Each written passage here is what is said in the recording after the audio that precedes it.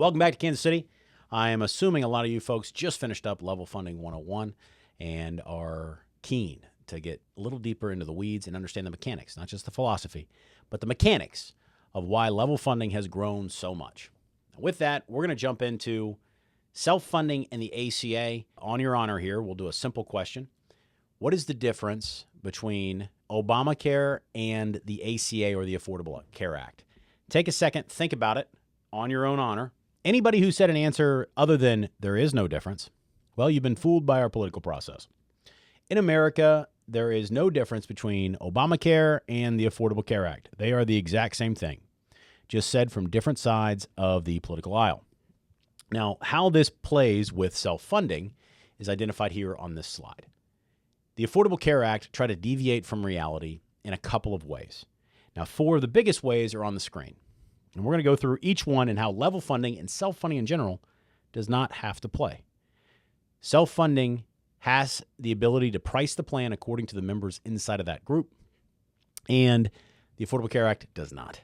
So these are the deviations from reality that have really caused a massive growth in level funding, as the market truly does not like deviations from reality. The market rewards people who see the world as it is and punishes those who have less than clear vision.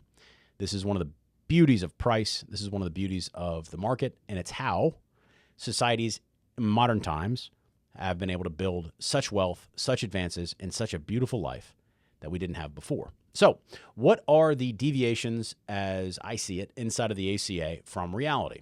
Well, there are many, but these are the big four. Number one, community rating. What community rating seems to say is that all industries are the same. It doesn't matter if you work as a accountant for accountants or as a instructor for skydivers in the subarctic. That is the same risk across those both sides. What the ACA tries to say is that those people have the same lifestyles, even though just at the first blush, you would understand that those are completely different life choices. Those are completely different people in terms of their adrenaline addiction. Level funding does not have to do that. Self-funding either. They are able to price according to the actual risk of the actual group or industry. Number two, going back to actually accurately pricing the group. Level funding and self-funding do not have guaranteed issue. Level funding and self-funding can go through and say, these Arctic skydivers are very risky. They have these known issues that are very expensive, and frankly, it's not a good risk for the reinsurer or for the stop-loss provider. They're able to do that. The ACA is not. The ACA does not like the fact that some things are more expensive than others, and so it tries to make it unavailable inside of the fully insured model. Number three, in my opinion, is the most insidious. Number three says there is a 3-to-1 rate compression. Well, 3-to-1 rate compression says that if a carrier is charging a member that's 25 years old or 18 years old $1, the most they can charge a 65-year-old is $3. Well, that seems pretty good. Well, because costs are constant, or at least in the fourth type of money they are, it is a subsidy from the young and the poor to the old and the established, which to me is not right. So they're able to say that the slope between an 18-year-old and a 65-year-old is 3-to-1, whereas in reality, remember how the market rewards people who see the world accurately. In reality, that is more like a 7.5-to-1.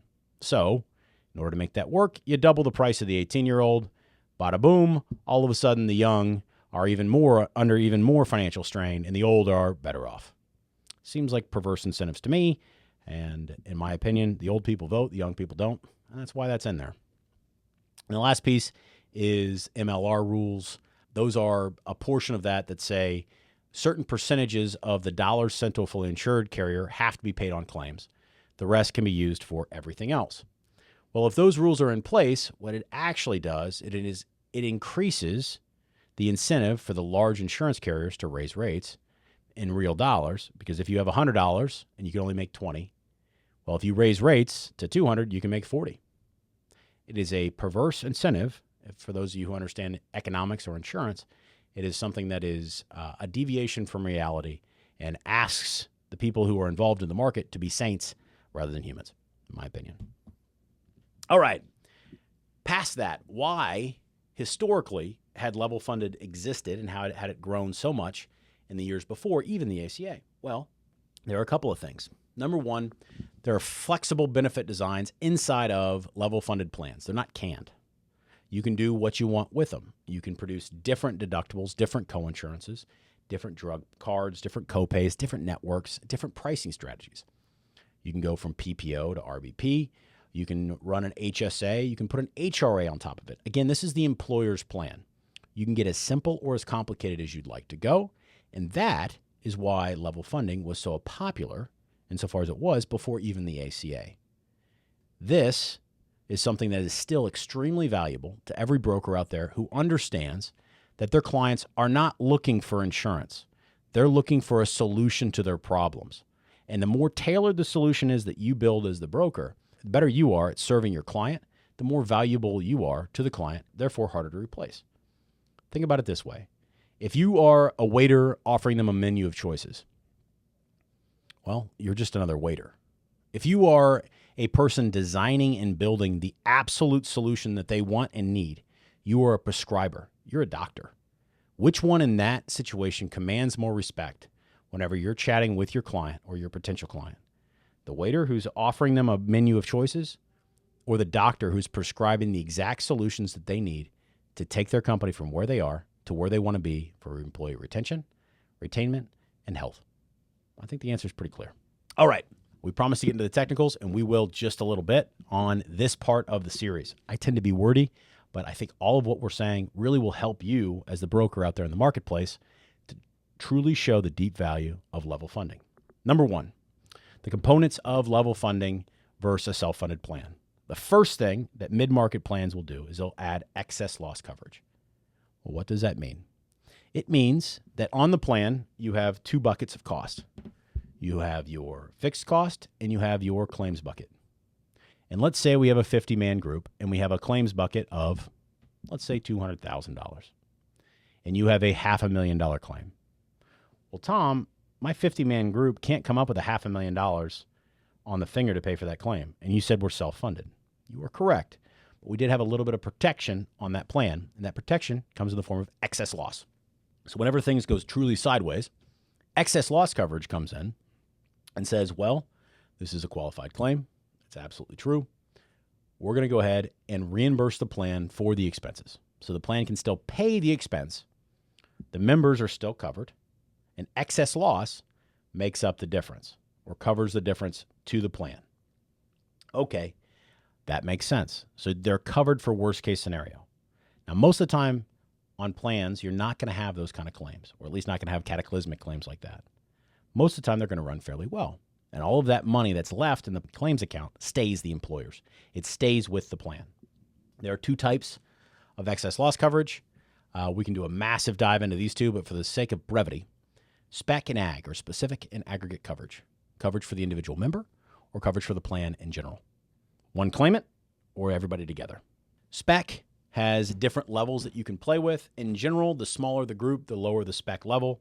There are state mandates that come in certain states, $20,000 here. Different states have different minimums, and those will be tied in with the ATA plans. We do our best to keep the plans compliant, and we do a pretty good job of that off the bat, so the brokers don't have to be as deeply knowledgeable. That's part of our job. With these, a portion of all of the fixed cost is paid to, a large portion, to the stop-loss provider to buy this kind of coverage for the plan. Deductible options vary by state, as we said, $7,500 to $50,000. In general, the smaller the group, the smaller the spec deductible. There are a couple other pieces inside of there. Realize there is no such thing as the elimination of risk. There's only the risk transfer. And there's no such thing as bad risk. There's only bad pricing. So if you have a lot of risk, the pricing is going to be fairly high. If you want to transfer the risk, you can get lower price, but you're going to take on that risk as the employer through additional claims funding. Aggregate excess loss is everything together. Aggregate is the worst case together with everybody. So imagine a truckload of your troopers getting in an accident together. Well, that's not going to be 15 spec claims. That's probably just going to be a couple of spec claims and then an aggregate claim over the top. This is what large groups call sleep insurance, so that they know their absolute worst case scenario. And after that, stop loss comes in and pays.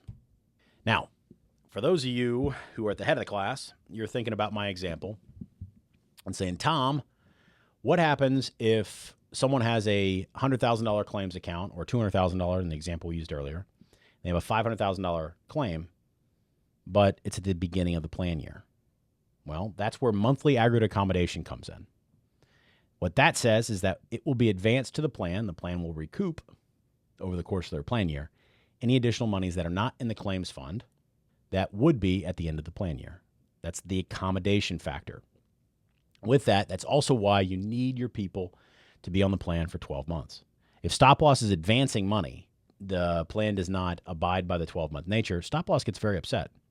Not only did they have a loss, they also advanced you more money, or they planned more money. They don't take lightly to that. So keep that in mind. You need to be on a 12-month basis, and this is one of the massive reasons why. When we come back from this next part, we're going to get into specific and aggregate contracts and how exactly they work from an IBNR standpoint. We're going to explain what IBNR is and get you a little bit deeper involved in level funding. We'll see you in a minute.